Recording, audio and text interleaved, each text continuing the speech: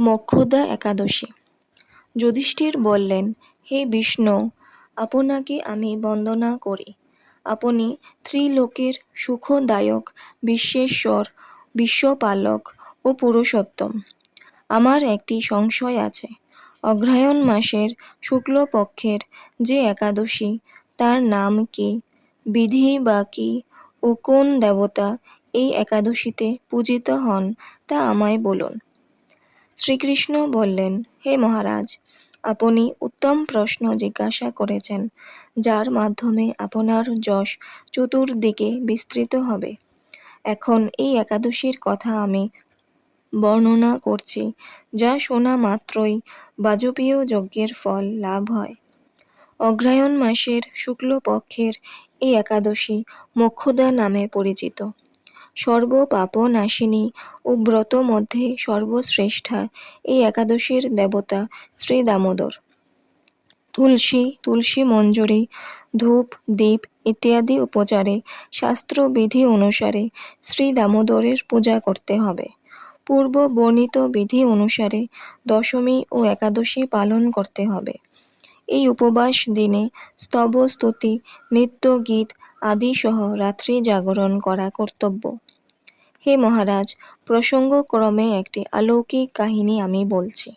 মনোযোগ দিয়ে এই ইতিহাস শ্রবণ মাত্রই সর্বপাপ ক্ষয় হয়। যে পিতৃপুরুষেরা নিজ নিজ পাপে অধোজনি প্রাপ্ত হয়েছে, এই ব্রত পালনের পুণ্যফল বিন্দুমাত্র তাদেরকে দান করলে তারাও মুক্তি লাভের যোগ্য হন। কোনো এক সময় মনোরম চম্পকনগরে বৈখানস নামে এক রাজা ছিলেন।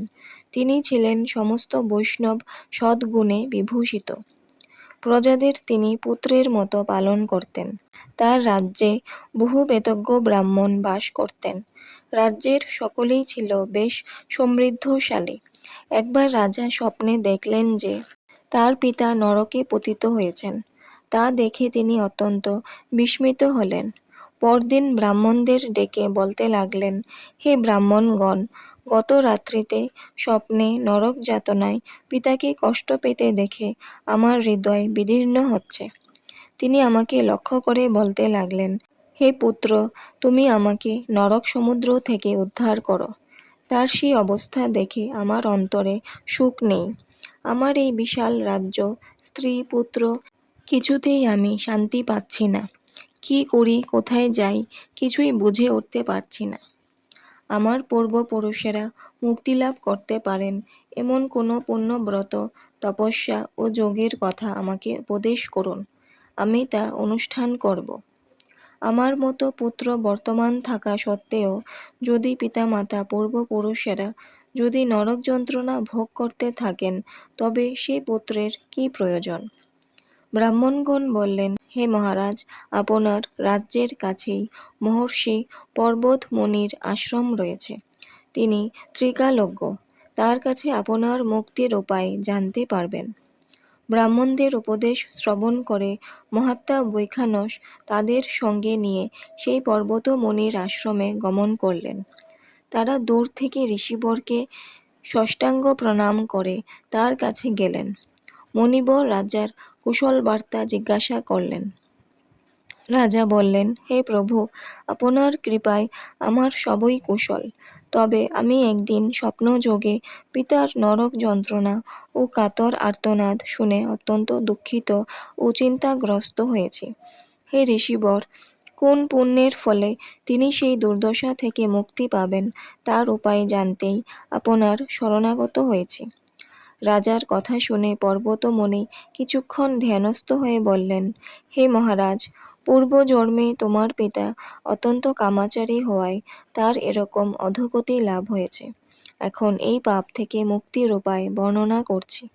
অগ্রহায়ণ মাসের শুক্লপক্ষের মোক্ষদা একাদশী পালন করে সেই পুণ্যফল পিতাকে প্রদান করো। সেই পুণ্য প্রভাবে তোমার পিতার মুক্তি লাভ হবে। মুনির কথা শোনার পর রাজা নিজ গৃহে ফিরে এলেন।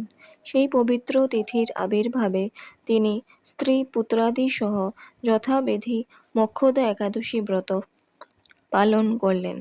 ব্রতের পুণ্যফল পিতার উদ্দেশ্যে প্রদান করলেন। ওই পুণ্যফল দানের সঙ্গে সঙ্গে আকাশ থেকে পুষ্পবৃষ্টি হতে লাগল। হে পুত্র, তোমার মঙ্গল হোক। এই বলতে বলতে বৈখানস রাজার পিতা নরক থেকে মুক্ত হয়ে স্বর্গে গমন করলেন। হে মহারাজ যুধিষ্ঠির, যে ব্যক্তি এই মঙ্গলদায়িনী মোক্ষদা একাদশী ব্রত পালন করে তার সমস্ত পাপ বিনষ্ট হয় এবং মৃত্যুর পর মুক্তি লাভ করে। এই ব্রতের পূর্ণ সংখ্যা আমিও জানি না। চিন্তামণির মতো এই ব্রতটি আমার অত্যন্ত প্রিয়। এই ব্রত কথা যিনি পাঠ করেন এবং যিনি শ্রবণ করেন উভয়ই বাজপেয় যজ্ঞের ফল প্রাপ্ত হন।